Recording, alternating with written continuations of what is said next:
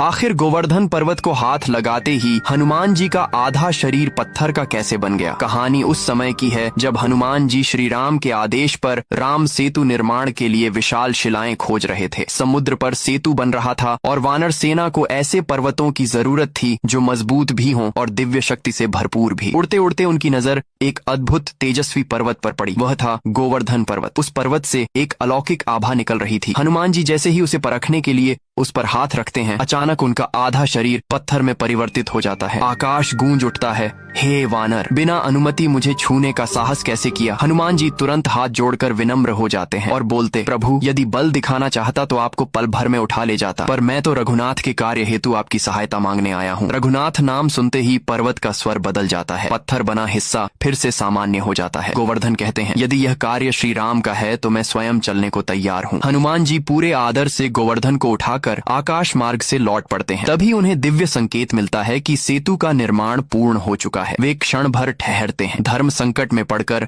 अंततः गोवर्धन को एक पवित्र स्थल पर स्थापित कर देते हैं। हनुमान जी क्षमा मांगते हैं, प्रभु आपका सहयोग व्यर्थ नहीं था, पर समय ने साथ नहीं दिया। गोवर्धन शांत स्वर में कहते हैं, मैं तुम्हें तभी क्षमा करूंगा जब मुझे यह वचन दो कि स्वयं श्री राम मेरे दर्शन करने आएंगे। समय बीतता है, त्रेता समाप्त होती है, द्वापर युग आता है। वही श्री राम कृष्ण रूप में अवतरित होते हैं। ब्रजभूमि में एक दिन इंद्र के प्रकोप से गोकुल को बचाने के लिए वे उसी गोवर्धन पर्वत को अपनी कनिष्ठा उंगली पर उठा लेते हैं। उस क्षण गोवर्धन समझ जाते हैं यह वही वचन है जो त्रेता में दिया गया था। इस तरह राम और कृष्ण, दो अवतार, एक ही प्रतिज्ञा और गोवर्धन पर्वत की कथा पूर्ण होती है।